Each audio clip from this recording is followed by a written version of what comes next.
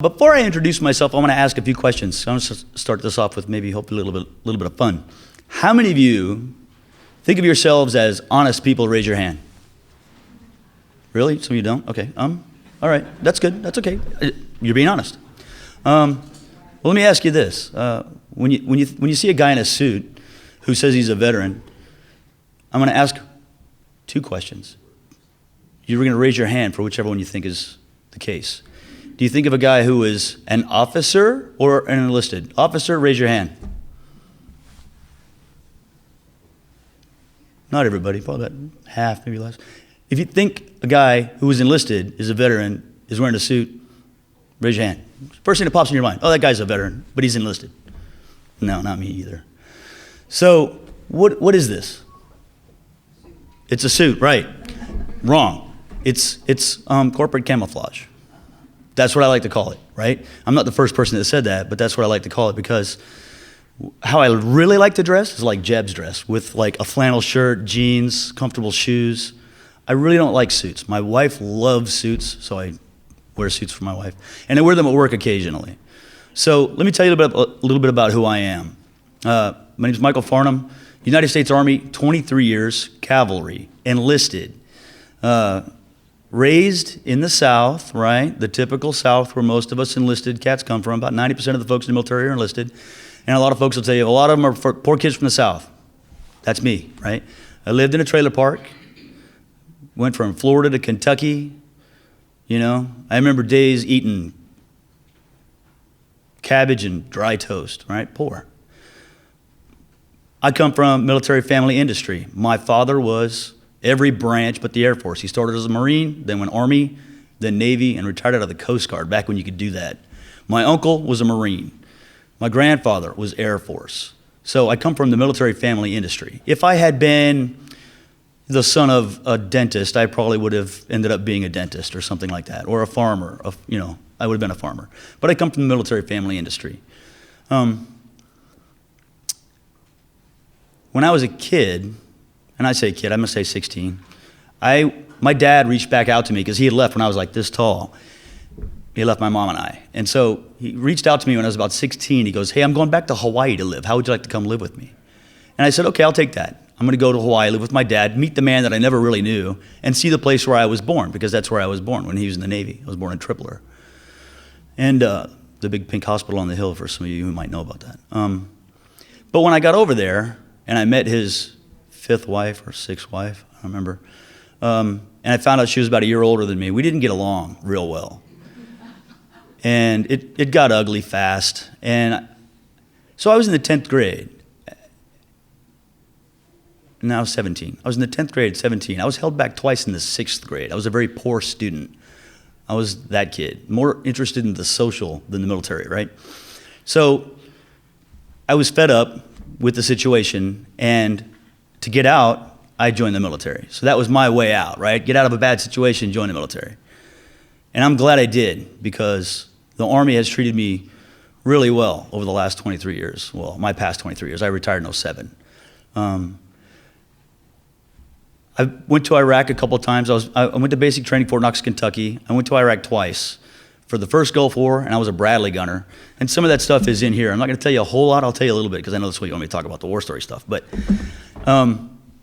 went to Iraq, was there for just shy of 6 months. You know how that's the Army, how they work, right? If you're there 6 months, they have to pay you for a short combat tour. But if you're there 5 months and 29 days, they don't have to. So they sent us home early because the war was over. It took 4 days, for those of you that recall.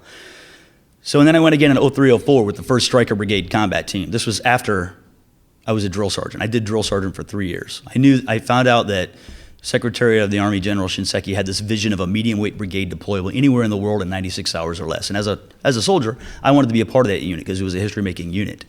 So I went to JBLM, Fort Lewis then, and I became a member of the 1st Stryker Brigade combat team. It was called the Interim Brigade Combat Team back then. We didn't even have a platform we were operating off of yet. So once we found the vehicle, they found the vehicle, it ended up being the Stryker. We went over to the Yakima Training Center and sharpened the sword, as it were, and we went to into Iraq in 03, 04, where I promptly had that Stryker blown out from under me. That story's in here if you want to hear about it. So all said and done, 20 years later, I'm ready to retire. But the Army sends me a purse gram, and they said, hey, we'd like you to try one more thing if you don't mind. And I looked at it, and I was like, it was a schoolhouse gig. It was me teaching the Navy how to handle detainees in Guantanamo Bay, Cuba. So I was like, okay, I can do that. I'm not going to be a liability on the battlefield. I'll be an asset in the classroom.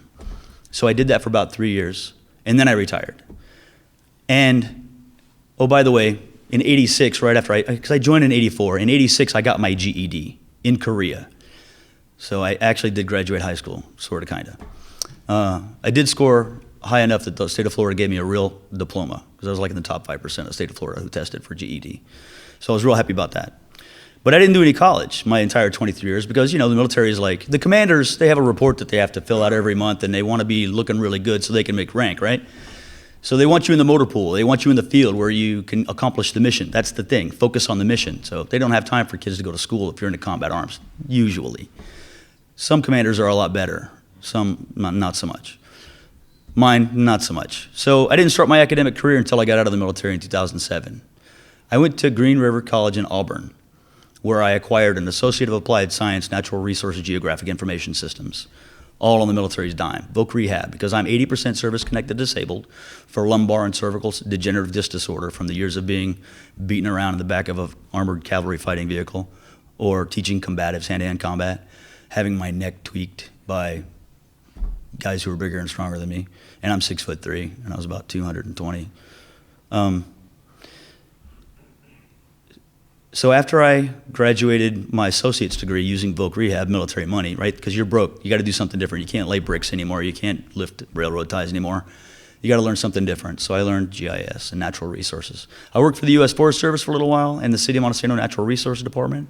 And then I went to Pacific Lutheran University for a bachelor's degree in environmental studies. And I just finished my master's degree in business administration.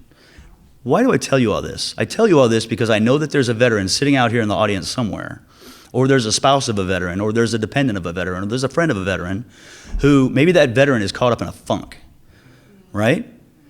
I'm here to tell you there's an out, okay? I was having a meeting with a guy. I'm going to forget his name, but he's like the assistant deputy secretary of conflict resolution or something. He works out of DC. He came to PLU to give a presentation, and then I took him to the Lakewood VA to give the same presentation. On the way over, he said to me, Mike, the way this nation treats veterans is unsustainable. And I kind of freaked out a little bit because I'm on benefits, and I'm like, oh, if he's regurgitating what he's hearing on the Hill, what does that mean for my retirement, my disability? And I'm so like, what do you mean by that? And he's, well, we label veterans with PTSD. We give them a bag of meds, and we tell them that's their lot in life. You get to sit on a shelf, or more really, sit on the couch, drink beer, and watch NASCAR, eat Cheetos, right? That's it. You're done. And I'm telling you, there's an out. He said there needs to be an out. And he's right. And to me, the out is post-traumatic growth. So I'm not sure if you've heard of it. It's been around for a little while. There's a couple doctors back east, Tedeschi and Calhoun, who kind of coined the phrases. And it's a pretty big deal. I think basically, essentially what it is that as a veteran, get out of your comfort zone. When we're in the combat zone, we have a security team, right? We are our security team. We have a bubble. We have a perimeter. We defend ourselves at all times, all the time, everywhere we go. Forward operating base, by its design, means there's a security bubble around it. A fire team, by its design, has a security around it. You are looking in every direction. You are security focused. When we get out of the military and we get into the civilian sector, that's still in our back of our minds. So when we're in crowds of people, it's uncomfortable. And the only way to get that out of your mind that you've lived, for me, for 23 years, for others, maybe more, maybe less, the only way to get that out of your mindset is to get into what you fear the most, right? Get back up on the horse. Get out into the crowds. It's hard, but I'm telling you, it's possible. I've done it. I just came back from New York City. 2-3 years ago, that would have terrified me. But I just did it, and it was easy. I've gotten past it. I've also been blessed to get to go to Japan and China, two places that are also very crowded. And it helped a lot, getting immersed in the cultures and meeting the people. So, post-traumatic growth is essentially doing things that are different to further yourself, like, for example, volunteering, or getting a different job, hanging around different people, going to school, getting educated on doing something different, being sociable. Go talking to a VA counselor or a counselor, right? I look at it like this. If you think about yourself, veterans, as a Ferrari, right? Because you were at one time in the military. You're this finely tuned machine, a powerful muscle car in human form. Would you trust your Ferrari, if you owned one, to some shade tree mechanic with a beer in one hand and a wrench in the other? Or would you trust it to a certified Ferrari technician? Go for the Ferrari technician. That's a counselor, somebody who's been educated and trained, who's dedicated their life to helping you, right? That was me. When I came back from Iraq the second time, I had an anger management issue. I was driving home one day in my little car, and this guy on a motorcycle literally cuts me off. I had to slam on my brakes to keep from hitting him. Also, he could pull over and talk to some guy on the side of the road, obviously a friend. So as I'm driving by, I give him the look, to which he gives me the finger, to which I slammed on the brakes, put it in park, and got out to give him the good news. Oh yeah, it was on, brother. And as I'm walking towards him, there was no mistake in his eyes what was about to happen next, which is why he laid on the throttle and took off with gravel spraying his poor friend's legs, leaving him standing there. So I said to his friend, "What is your friend's problem?" And he says, "I don't know, but I don't want any." And I'm like, okay, because it's not his fault. At least I didn't think it was. So I walked away. But then it dawned on me as I got back in the car, what if that guy had been armed?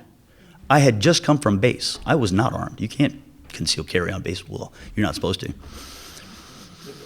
So when I got back in the car, I thought, man, if that guy had been armed and he had shot me, I could be dead and my family would be left without, right? Maybe the insurance would be enough, maybe it wouldn't. But what about all the mental stress, right? So I went and I talked to some folks.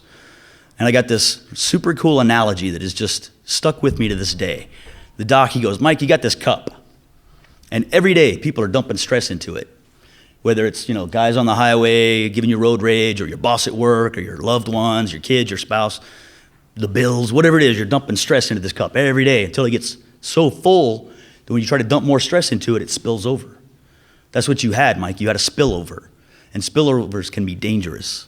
So what we're going to do is give you some tools, some tips, some resources to help you empty some of that stress out of your cup so you can add more and not have a spillover. So that's what I would encourage you to do. Do something new. Get out and meet some new friends. I mean, veterans are great. We're great to hang around because we can self-counsel. We understand each other. We're a team. But get out and meet some more people, right? Some people where you want to be. If you hang around like the people who you want to be like, you're going to inadvertently end up like them, right? So do that. Maybe go to school. Use the benefits. I was able to use the post-9/11 GI Bill. Amazing. Voc rehab. Amazing. I mean, almost all of my college was paid for. I have 3 degrees. If you'd have asked me when I was a kid, or even when I was retired, that if I'd have gone after 3 degrees, I'd be like, are you crazy? That's for really smart people. And I was not that guy. I didn't feel like that guy. So I just want to tell you, if you're feeling that way, if you're feeling like you're not that guy, and oh, by the way, I still get that same feeling all the time.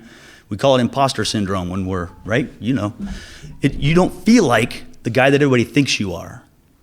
You're like, do I really know what the heck I'm doing? Am I really doing a good job? Just be bold, be confident. You have a lot of knowledge, skills, and abilities that you picked up in the military that are going to help carry you along your path. That's valuable. The civilian sector says they want people who show up on time. That was us, right? Because if you didn't, you got Article 15 or something. At least you did elevated push-ups off the back of the Humvee or something, right? They want people who have a sense of commitment and pride in their work. That's us. We're mission-focused. We're mission-oriented. And then we get out, that's a bad thing. And it is, because in the civilian sector, you got to learn how to fail, right? And the faster you fail, the more you learn, the better you get. And in most places, in most career fields, there's room for that. So it's okay. You can fail a little bit, but step up and do that.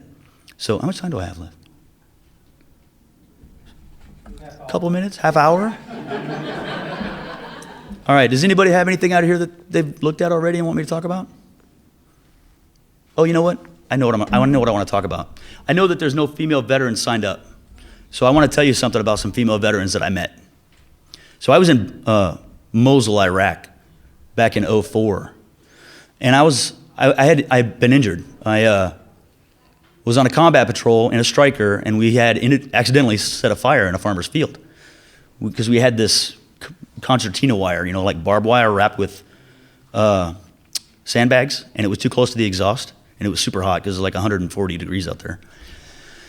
And it had caught fire, and some sparks had fallen into this dry grass, and it just set up this massive fire. So we jumped out to put it out, even on a combat patrol. We were trying to take care of the locals, right?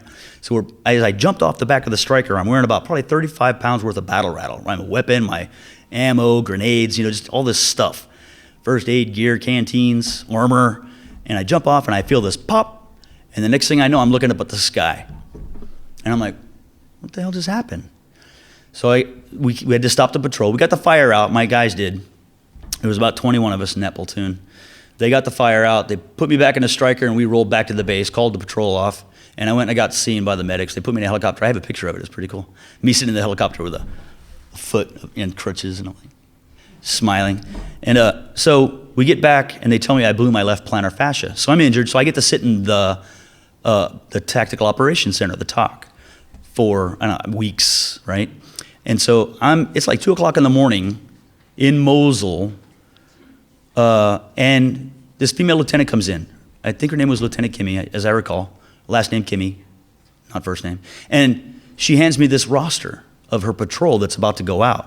And I look down, and I think I read 9 names, 4 Humvees. Now, mind you, this is after I have had a 26-ton striker, armored, fully up armored, blown out from under me in Samara.